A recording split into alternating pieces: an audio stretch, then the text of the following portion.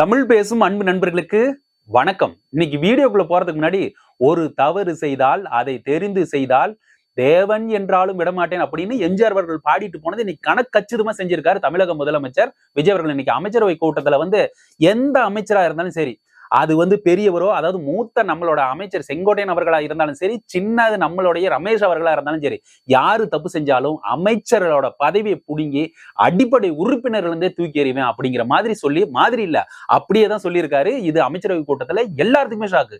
அது நம்ம தமிழக வெற்றி கழகத்துக்கு மட்டும் கிடையாது, மத்த எதிரி கட்சிகளும் அள்ளு கலண்டு உட்காந்துட்டு இருக்கிறாங்க. ஐயோ இன்னைக்கு என்னையா நடக்க போகுது, தங்கட்சியில் இருக்கிறவனையே படாது. உதாரணத்துக்கு சொல்லுனா, நேத்து நம்ம இவரு தமிழக வெற்றி கழகத்தோட நிர்வாகி, அதாவது மாவட்ட செங்கல்பட்டு கிழக்குன்னு நினைக்கிறேன், அந்த செங்கல்பட்டு கிழக்கு மாவட்ட இணை செயலாளர் லஞ்சம் வாங்கினான்னு 1.5 லட்சம் 1.3 லேக் லஞ்சம் வாங்கிட்டாருன்னு சொல்லிட்டு உடனடியா பதவியை புடுங்கி விட்டு அந்த லஞ்சத்துக்கு பிணையில வர முடியாத, வெயிலே வர முடியாத ஒரு கேஸ உள்ள போட்டு விட்டாங்க. இதை பார்த்தோன்னே எல்லாரும் நான் ஏற்கனவே சொன்ன மாதிரி அள்ளுகண்டு உட்காந்துட்டு இருக்கிறாங்க. ஐயா என்னையா அது, எங்கேயோ கேட்ட மாதிரி எல்லாம் இருக்குது, எந்த காலத்திலயோ கேட்ட மாதிரி எம்ஜிஆர் பீரியட்ல நடந்த மாதிரி இருக்குது, இன்னைக்கு கண் கூட நடக்குதேயா, எம்ஜிஆரோட ஆட்சியும் காமராஜரோட ஆட்சியும் அப்படியே வருதே அப்படிங்கிற மாதிரி தான் இன்னைக்கு எல்லாரும் பயந்துகிட்டு இருக்கிறாங்க. திமுக இன்னைக்கு வேற கூட்டம் வேற வீடியோ கான்பரன்ஸ்ல வேற பேசிக்கிட்டு இருக்காங்க. அதுல வேற என்னையாது முதல்வன் படத்துல என்ன தலைவரே இப்படி பண்ணிட்டீங்களே, என்னென்னமோ ஆள் ஒரு போக்கா பயன்படுங்க, ஒண்ணுமே கட்சியில அரசாங்கத்தை எப்படி கட்டுக்கோப்பா வச்சிருக்குன்னு தெரியாம ஏதோ ஓடிடுவாங்க, நீங்க இன்னைக்கு இப்படி பராத பாடு படுத்திட்டு இருக்கிற அப்படியே அப்படின்னு இன்னைக்கு எல்லாம் பேசிட்டு இருக்காங்க திராவிட முன்னேற்ற வீடியோ கான்பரன்ஸ்ல. சோ இந்த பக்கம் இருக்கிற மத்த கூட்டணி கட்சிகளும் அள்ளு கலந்து உட்காந்துட்டு இருக்காங்க. இதை எல்லாத்தையுமே உங்ககிட்ட ஷேர் பண்ணணும்னு தோணுச்சு. இப்ப நான் இன்ட்ரோ சொல்றேன். இன்னைக்கு இன்ட்ரோல பாத்தீங்கன்னா, அண்ணாமலை அவர்கள் இன்னைக்கு ஒரு விஷயத்தை செஞ்சிருக்காங்க, அதுவும் குழந்தைய வச்சு. நம்ம தமிழக முதல்வர் குழந்தைய வச்சு ஜெயிச்சாங்கன்னு இன்னைக்கு அண்ணாமலை அவர்கள் ஒரு விஷயத்த குழந்தைய வச்சே செஞ்சிருக்காங்க. அதை பத்தி நாம டீட்டெயிலா பார்ப்போம். அப்படியே இந்த பக்கம் வந்தீங்கன்னா மீம்ஸ் ஒண்ணு பாத்துங்க. அந்த மீம்ஸை பார்த்தீங்க, சிரியோன்னு சிரிச்சிருவீங்க. இதுதான் ஏன் நிதர்சனமான உண்மை அப்படின்னு சொல்லிட்டு அந்த மீம்ஸை நான் போடுறேன். 2வது இதுல சொல்றேன். 3வது பாத்தீங்கன்னா பொற்கொடி. உங்களுக்கு தெரியும் இல்லையா, நம்ம ஆம்ஸ்டாங் அவர் படுகொலை செஞ்சுட்டு அப்படியே அந்த ரணகலம் இன்னும் கூட நமக்கு மாறல, அப்படியே வெட்டுன்னு வெட்டினாங்க. அந்த டெலிவரி பாய் அந்த ஷர்ட் போட்டுக்கிட்டு வெட்டுன்னு வெட்டிட்டு போயிட்டாங்க. அந்த பொற்கொடி அவர்களோட மனைவி பொற்கொடி அவர்கள் அன்னைக்கு கேஸ் போட்டாங்க. அன்னைக்கே திராவிட முன்னேற்ற கழக அரசாங்கம் ஒரு சம்பவம் செஞ்சது. அந்த சம்பவத்தை இன்னைக்கு திருப்பி எழுதிருச்சு நம்ம தமிழக வெற்றி கழகம். எல்லாரும் பாராட்டுறாங்க. ஏற்கனவே சொன்ன மாதிரி விட்டுட்டு ஓடி போயிடறாங்கன்னு சொன்ன நம்ம தமிழக முதலமைச்சர் இன்னைக்கு வச்சு செய்யறாரு எல்லாத்தையுமே. என்ன பொற்கொடிக்கு நடந்துச்சு, பொற்கொடி ஆம்ஸ்டாங்க்கு என்ன நீதி கிடைச்சது அப்படின்னு சொல்லிட்டு டீட்டெயிலா இந்த வீடியோ முழுக்க பார்க்க போறோம். அதுக்கு முன்னாடி நம்ம எப்பயும் ரெக்வஸ்ட் பண்றது, கமெண்ட் செக்ஷன் அப்படி இழுத்தீங்கன்னா ஹைப்னு ஒரு ஆப்ஷன் வரும், அது கொடுத்தீங்கன்னா பெரிய உந்துதலா இருக்கும். Subscribe button bell icon click பண்ணி நம்ம போடுற வீடியோ நோட்டிபிகேஷன் வரும். லைக்கும் ஷேரும் கொடுத்தீங்கன்னா நீங்க பார்த்த உணர்வு மற்றவர்களும் அதே உணர்வை பெறுவார்கள் அப்படின்னு சொல்லிட்டு அண்ணாமலை அவர்கள் பேசுனதுன்னு பேசிடலாமா? அண்ணாமலை அவர்கள் என்ன பேசினாங்கன்னா, ஒரே விஷயத்தை தான் பேசினாங்க. இந்த மது நாட்டுக்கும் வீட்டுக்கும் கேடு அப்படின்ட்டு நான் சொன்னா கேட்க மாட்டாங்க, இல்ல போறவன் வரவன் சொன்னா கேட்க மாட்டாங்க, ஏன் நம்மளுடைய பெரிய தலைவரை யாரு சொன்னாலும் கேட்க மாட்டாங்க, பாரத பிரதமரே சொன்னாலுமே இந்த காதுல வாங்கி அந்த காதுல விட்டு போற மாதிரிதான் எல்லாம் பண்ணிக்கிட்டு இருக்காங்க. ஏன்னா நம்ம தமிழக அரசாங்கமும் சென்ட்ரல் கவர்மெண்ட்டும் மத்திய அரசுமே இந்த வேலையை தான் செஞ்சிட்டு இருக்குது. குடிக்காதீங்கன்னு அறிவுரை சொல்லிட்டு இருக்குது. யாரு சொல்லியும் எதுவும் கேட்கற மாதிரி இருக்கா, ஒரே ஒருத்தர் மட்டும் தான் சொன்னா கேட்கறதுக்கு வாய்ப்பு இருக்குது. அது யாரும் இல்ல, குழந்தைகள் அப்படின்னு சொல்லியிருக்காருங்க.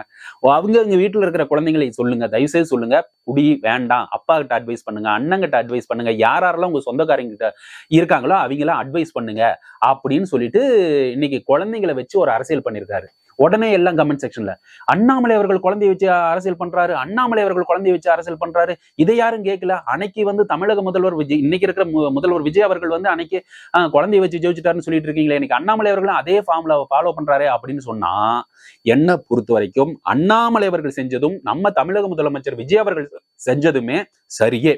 ஒரு பக்கம் எப்படி அண்ணாமலை அவர்கள் குழந்தைய வச்சு இன்னமேட்டுக்கு மது நாட்டுக்கும் வீட்டுக்கும் கேடு, அதனால குழந்தைங்க போய் சொல்லுங்க கண்டிப்பா கேட்பாங்க அப்படின்னு ஒரு நாட்டை சீரழிக்கிற ஒரு விஷயத்த, மதுவை ஒழிக்கணும் அப்படிங்கிற ஒரு நோக்கத்தோட சொன்னாரு. அதே மாதிரி அந்த குழந்தைங்களை வச்சு நம்ம தமிழக முதலமைச்சர் விஜய் அவர்கள் இந்த குழந்தைகள் மூலமா தான் நாம பாடம் சொல்லிக் கொடுக்க முடியும். ஏன்னா எல்லாருமே கண் புறையோடி கிடக்குறாங்க, நம்மளுடைய பெற்றோர்களும் மற்றவங்க எல்லாருமே. ஏன்னா 50, 60, 65 வருடங்களுக்கு மேலாக திராவிட முன்னேற்ற கழகம் அதிமுக மாத்தி செஞ்சு நம்ம நாட்டை ஊழல் மலிவான ஒரு நாடாவே மாத்தி வச்சிருக்காங்க. லஞ்சம் எங்க போனாலும் லஞ்சம், கொள்ளை கற்பழிப்பு, இது மாதிரி விஷயங்கள் நாளொரு மேனி நடந்துகிட்டு இருக்குது. இதையெல்லாம் அழிக்கணும் அப்படிங்கும் போது நாமெல்லாம் போய் சொன்னா எப்படி கேட்பாங்க?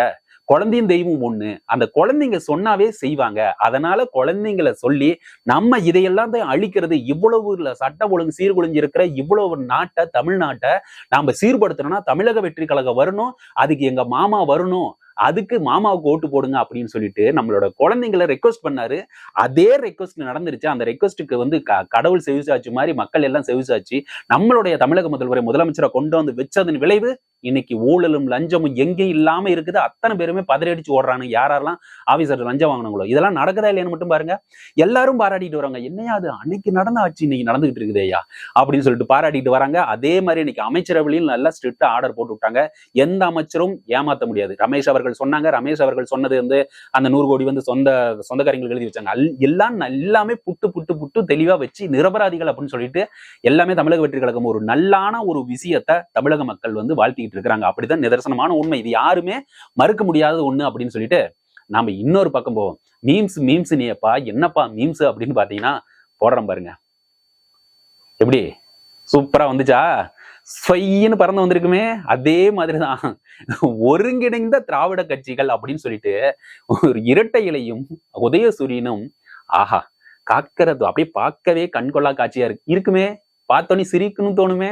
சிரிச்சிடாதீங்க. இதுதான் நடக்க போகுது. ஏன்னா அதுக்கு எல்லாத்துக்குமே வந்து நம்ம தமிழக முதலமைச்சர் வந்து வெற்றிகரமா வந்து நின்ட்டாரு. இனிமேல் இப்படி ஒரு கட்சி வந்து நம்ம அழிக்கணும் அல்லது கட்சியை வந்து நம்ம எதிர்த்து நிக்கணும் அப்படின்னா நாம தனித்தனியால என்ன ஆகுது, சேர்ந்தே இருக்கணும். அதுக்குதான் சப்பக்கட்டு நான் பல வீடியோ போட்டேன். இந்த பக்கம் இருந்து அண்ணா திராவிட முன்னேற்ற கழகம் RS பாரதி அவர்கள் வந்து ஒரு பக்கம் சொல்லுங்க, நாங்களா வந்து தனியா நின்று ஜெயிக்குங்க, எங்களுக்கு திராவிட முன்னேற்ற கழகத்தோட கூட்டணி வைக்க வேண்டிய அவசியம், சாரி அண்ணா திராவிட முன்னேற்ற கழகத்தோட கூட்டணி வைக்க வேண்டிய அவசியமே இல்லைன்னு சொல்றாங்க. ஆக இந்த ஒரு வார்த்தை அதிமுக திமுக கூட்டணி அப்படிங்கிற பேச்சுக்கே நம்ம இடமில்லாத ஒரு மைண்ட்ல இருந்துச்சா இல்லையா உங்களுக்கு? ஆனா இன்னைக்கு அவங்க 2 பேரும் கூட்டணி தேவையில்லை. எப்படி சர்வசாதாரணமா சொல்லிக்கிறாரு RS பாரதி. யாரு பாமகவும் திமுகவும் கூட்டணி வைக்கணும் அவசியமே இல்லை. அது மாதிரி அண்ணா திராவிட முன்னேற்ற கழகத்தை கொண்டாந்து சேர்த்திட்டீங்களேயா, எவ்வளவு பெரிய கட்சி.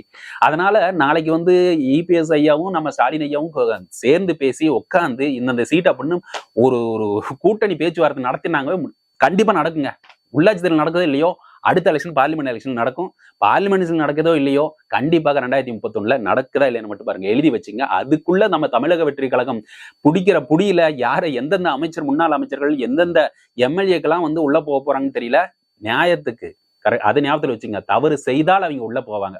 சோ இதனால ஒருங்கிணைந்த திராவிட கட்சிகள் சேருவதற்கு சாத்தியக்கூறுகள் 100% இருக்கிறதுக்கான வாய்ப்புகள் அதிகமா இருக்குது. இதை பத்தி உங்களோட கமெண்ட். ரைட், இன்னொரு கமெண்ட் உங்ககிட்ட கேட்கணும், மறந்துடாதீங்க. இது ரொம்ப ரொம்ப முக்கியமான கமெண்ட். நீங்க தான் சொல்ல போறீங்க இதுக்கு பதில். பொற்கொடி அவர்கள் உங்களுக்கு தெரியும். ஆம்ஸ்டாங் அவர்கள் வந்து எப்படி பகுஜன் சமாஜ் அந்த கட்சியில இருந்தார் இல்லையா, மாநில தலைவரா. அங்க இருக்கும் போதே பல எதிரிகள், நீ என்னையா அது வந்து இந்த மக்களுக்காக, ஒடுக்கப்பட்ட மக்களுக்காகவும் ரொம்ப கஷ்டப்பட்டு இருந்துகிட்டு இருந்தீங்க. திடீர்னு பார்த்தா ரஞ்சித் அவர்கள் அழுகுற கொடுமை. அவர் அழுது தேம்பி அழுது நான் தான் பாக்குறேன். ரஞ்சித் அவர்கள் அழுது இவரோட படுகொலைக்கு.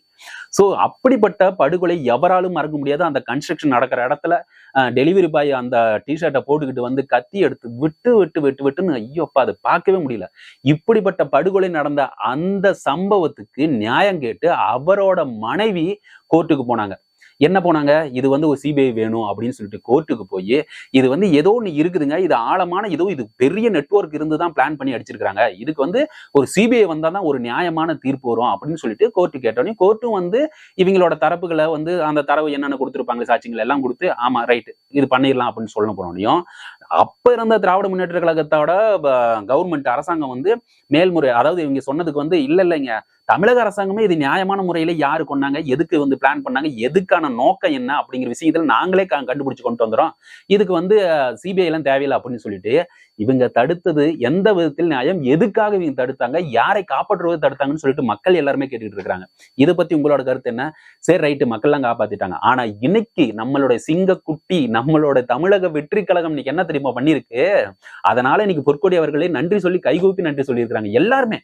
அதாவது அந்த மனுவை நாங்க வாங்கிக்கிறோங்க, தமிழக அரசாங்கம் வந்து இது விசாரிக்கணும் அப்படிங்கிற மனுவை நாங்க வாங்கிக்கிறோம், CBIக்கே விசாரிக்க வந்து விட்டுருங்க, CBI வசமே இந்த கேஸை விட்டுருங்க, யாரு தப்பு செஞ்சாங்களோ அவங்க நோண்டி கேட்டு CBIயோட என்கொயரி உங்களுக்கு தெரியுமில்ல, எதுக்கும் கட்டுப்படாத எந்த ஒரு இன்ஃபுளுன்ஸும் இல்லாம நியாயமான முறையில போகும். அந்த நியாயமான ஒரு விசாரணை நடக்கணும் அப்படிங்கிறதுக்காக சிபிஐ இவங்க வந்து வாபஸ் வாங்கிட்டாங்க தமிழக அரசாங்கம். அதனால சிபிஐக்கு வந்து மறுபடியும் இங்க உத்தரவிட்டதுனால இனி ஒவ்வொரு நாளும் தவறு செய்தவர்கள் இரவில் தூங்க முடியாத நிலைமை தான் இருக்க போது. பயத்துல மடியில நெருப்பு கட்டிக்கிட்டு தான் தூங்க போறாங்க. ஐயோ நாம அன்னைக்கு செஞ்ச தப்பு இன்னைக்கு என்னென்னமோ நடக்க போதே அப்படின்னு சொல்லிட்டு. எந்த ஒரு தவறு செய்தா யாரா வேணாலும் இருந்துட்டு போங்க. ஆனா தப்பு செஞ்சு துரோகம் செஞ்சு அந்த எவ்வளவு நம்பி இருப்ப அப்படி அந்த மனுஷன். அத்தனை பேரையுமே நம்பிதாயா தன்னந்தனியா வந்துட்டு போயிருந்த அப்படிப்பட்ட மனுஷனை அப்படியே அப்படியே பதைக்கிற மாதிரி வெட்டி கொண்டுட்டீங்களே. ஆனா ஒண்ணு, தர்மத்தின் வாழ்விதனை சூதுகவும் தர்மம் மறுபடியும் வெல்லும் அப்படிங்கிற ஒரு விஷயத்தை பண்ணி ஞாபகப்பட்டு இந்த வீடியோ இதோட முடிச்சுக்கிறேன். மறக்காம இது வரைக்கும் வீடியோ பாத்தீங்கன்னா லைக்கும் ஷேரும் கொடுத்தீங்கன்னா நீங்க பார்த்த உணவு மற்றவங்களும் அதே உணவு பெறுவர்கள் subscribe button bell icon click பண்ணி நம்ம போடுற வீடியோ நோட்டிபிகேஷன் மொபைல் வரும்னு சொல்லிட்டு விடைபெறுகிறேன். நன்றி, வணக்கம்.